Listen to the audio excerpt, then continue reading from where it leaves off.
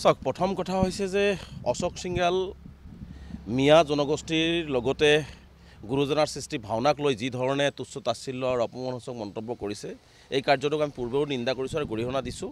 আজিও আমি সদৌ অসম সংখ্যালঘু ছাত্ৰ ইউনিয়নৰ পৰিয়ালৰ ফালৰ পৰা তীব্ৰ গৰিহণা নিন্দা দিছোঁ যে অশোক সিংগাল এজন বহিৰাগত বনিয়াই আচলতে কিদৰে সাহস পালে অসমৰ প্ৰায় 90 লাখ জনগোষ্ঠী থকাৰ জনগোষ্ঠীক তুচ্ছ তাচ্ছিল্য কৰিবৰ কাৰণে গুৰুজনাৰ সৃষ্টি ভাওনাক তুচ্ছ তাচ্ছিল্য কৰিবৰ কাৰণে আচলতে আমি তেওঁলোকক বৰপীৰা পাৰি দিছোঁ আৰু তেওঁলোকে অসমখনত আহি লুণ্ঠন কৰি অসমীয়া জাতিটোক থানমান কৰি অসমত সাম্প্ৰদায়িক সংঘাত লগাই অসমৰ মাজত এটা বিভাজন সৃষ্টি কৰি তেওঁ ইয়াৰ পৰা গুচি যাব।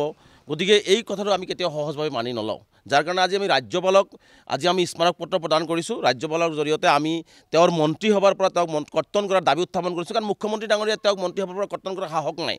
কাৰণ মুখ্যমন্ত্ৰীৰ সহায়স্বৰূপ মুখ্যমন্ত্ৰী হিমন্ত বিশ্ব ডাঙৰীয়াৰ সহায়স্বৰূপ আৰু মুখ্যমন্ত্ৰীৰ সাহসতেই আচলতে এনেকুৱা ধৰণৰ বক্তব্য আগবঢ়াই অসমখনত এটা সংঘাত সৃষ্টি কৰা পৰিৱেশ আচলতে সৃষ্টি কৰিবৰ কাৰণে লগাইছে বুলি এতিয়া আমাৰ সন্দেহ হৈছে। গতিকে আমি স্পষ্টভাৱে ৰাজ্যপালক আজি স্মাৰক পত্ৰ প্ৰদান কৰিছোঁ যে স্বাস্থ্য বিভাগৰ দ্বাৰা এটা বিয়াগম বিভাগ, যি বিভাগত সকলো জাতি জনগোষ্ঠীৰ মানুহে ট্ৰিটমেণ্ট হয়, কিন্তু আজি অশোক সিংগালে এই কথাটো বুজাই এনেকুৱা লগাইছে যে স্বাস্থ্য বিভাগতো মানুহক ট্ৰিটমেণ্টৰ পৰা বঞ্চিত কৰিব আৰু স্বাস্থ্য বিভাগৰ মাজত এটা বিভাজন যাতে হয়, হিন্দু মুছলমান হয়, মিয়া হয়, এই ধৰণৰ মানে ৰোগীৰ মাজত এটা বিভাজন সৃষ্টি হ'ব পাৰে, এই পৰিৱেশটো তেওঁ গঢ়িবৰ কাৰণে এনেকুৱা ধৰণৰ মন্তব্য আগবঢ়াইছে। আৰু মই এতিয়া অশোক সিংগাল চাওক কিমান নিম্ন মানসিকতাৰ, কিমান দুতলীয়া, কিমান দুমুখীয়া চৰিত্ৰৰ মানুহ, তাক মই এটা প্ৰমাণ আপোনালোকক দিছোঁ। আমি যোৱাকালিও আমি এইটো সৰজমিন তদন্ত কৰিছোঁ। নবীন নগৰত প্ৰত্যেক কোম্পানীয়ে যি বিল্ডিং সাজি আছে, যি ধৰণৰ ঘৰ সাজি আছে, সেই ঘৰৰ হাতৰ পৰশ কাৰ, অশোক সিংগালে ইয়াৰ উত্তৰ দিব লাগিব। সেই ঘৰখনৰ টাইলছ কোনে লগাই আছে, ইয়াৰ উত্তৰ অশোক সিংগালে অসমবাসী ৰাইজক দিব লাগিব। ঢেকীয়াজুলিত তেওঁ যিহেতু মিয়াৰ ভোট নালাগে, মিয়াৰ লগত 100% নাই, 1% মিয়াৰ লগত নাই, মই স্পষ্টকৈ কৈছোঁ মিয়াৰ লগত 1% নথকা মানুহজনৰ সেই প্ৰত্যেক কোম্পানীত কাম কৰা 90% শ্ৰমিক কোন, নাম ৰাজহুৱা কৰাৰ সাহস আছে নেকি? বুকুত সাহস আছে যদি অশোক সিংগালে সাহস ৰাজহুৱা কৰক। যি মানুহক যি বস্তু খায়, মানে যিসকলে যি বিশেষ মাংস খায়, সেইসকল মানুহৰ লগত তেওঁ নাই। সেই বিশেষ মাংস খোৱা মানুহৰ হাতৰ পৰশত প্ৰত্যেক কোম্পানীয়ে বিল্ডিং বনোৱা, বিল্ডিং ভাঙি পেলাবনে নাই, অশোক সিংগালে অসমবাসী ৰাইজৰ আগত ইয়াৰ উত্তৰ দিব লাগিব।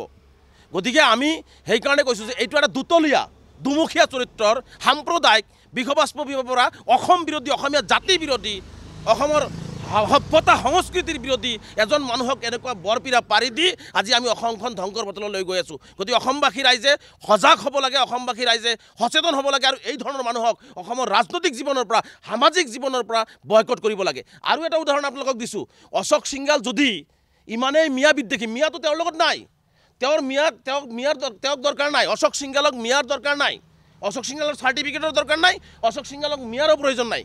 মিয়াই কেতিয়াও অশোক সিংগালক নিবিচাৰে।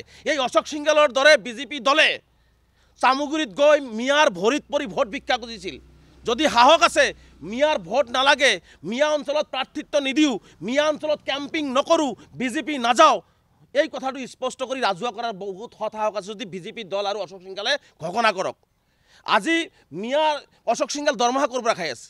অশোক সিংগালৰ পেটৰ ভিতৰত যিটো খাদ্য তেওঁ কিনি খাই আছে, যিটো সময়ত তেওঁ পৰিয়াল পোহপাল দি আছে, সেই দৰমহাত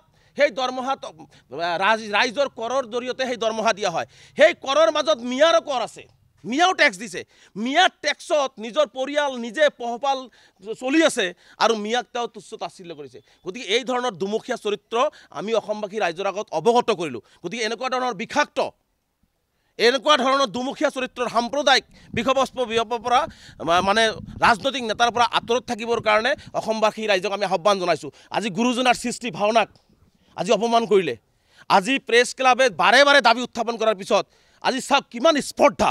প্ৰেছ ক্লাবৰ সেই সাংবাদিক ভাইসকলে, সেই সাংবাদিক বন্ধুসকলে আজি সঁচা কথাটো উত্থাপন কৰাৰ কাৰণে সাংবাদিক বন্ধুসকলক আজি তেওঁলোকে ভাবুকি প্ৰদান কৰিলে যে সাংবাদিকৰ বিৰুদ্ধে ব্যৱস্থা গ্ৰহণ কৰা হ'ব।